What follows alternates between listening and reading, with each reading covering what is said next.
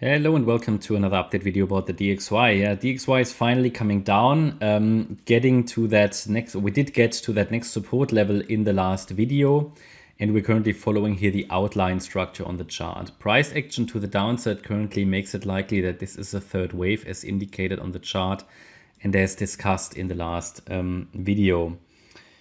So we are watching here, yeah, for a possible bottom at some point in the third wave. We take a look at how low we could go to get there, until we get there. But the idea has been, and that's been extensively discussed over recent weeks and months, because this range has been so boring. So I'm glad that it seems that we're now heading down further, because we finally broke that support cluster here around $100.80. Now, nothing is going to go down in a straight line, but it seems likely at the moment that we are heading now towards that low $90 range. Again, not in a straight line. It will take time. Bear in mind that this move of the September highs, 2022, to the February lows. Well, yeah, it took from September to February, right? Yeah, it took several months. So, it will take time, and sometimes you have these C waves. I mean, I have sketched it out as an impulse, but sometimes these are ending diagonals and they can take time. Just be aware of that. But it seems like at the moment that this B wave finished here. Now, what I'm not entirely sure about yet, but it also doesn't make a difference in the short term, is if this B wave finished here. That's currently my assumption on the 1st of February. And we're now here doing this 1, 2, 3, 4, 5 pattern. Or if the B wave finished here as an Elliott wave triangle, you can count these triangles as 5 wave moves, A, B, C, D, E, and then a breakdown. Now, typically a breakdown after or break of a triangle in Elliott wave goes quite rapid. So it is a rapid decline that we see at the moment after CPI. That was certainly a catalyst, the inflation report, but yeah.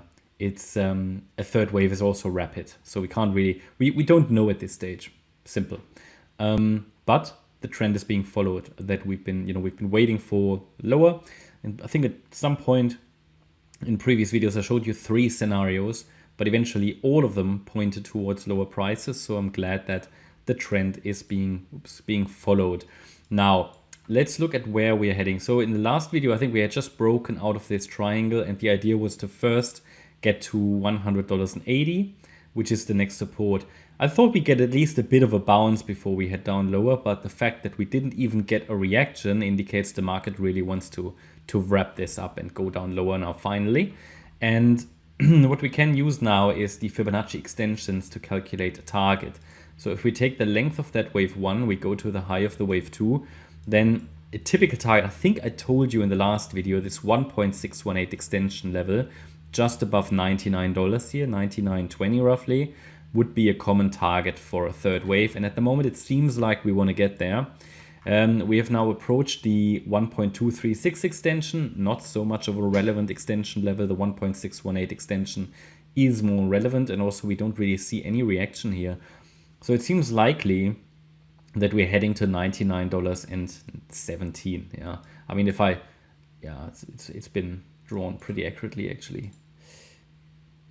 So it's just slightly higher here, $99.25. Okay, now this is the minimum target for a third wave. So it could go down lower more directly, but just be aware that the $100 level is likely going to provide some psychological support anyway. So let's see if we get a bounce there.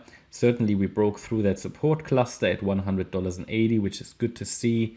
And next support would be at 100, at least the next possibility for support. And then I would pay attention to that 99.25 level. That's also where we had previous resistance here. Yeah, so it didn't really test 100. It was more like $99.20, $99.50. Yeah, so let's see if we now head down lower to maintain this wave count. Price must stay below the wave 2 high now. So 103.55. I always try to give you the level that if broken will invalidate the wave count. So you know when this assumption is wrong. It is typically already the 50% retracement that will give us a first warning. So if price retraces now, goes higher, breaks above $101.86, then we have already a warning that this decline is not going to play out as currently assumed. All right, that's my update about the DXY. I hope you liked the update. If you did, please hit the like button, leave a comment and subscribe.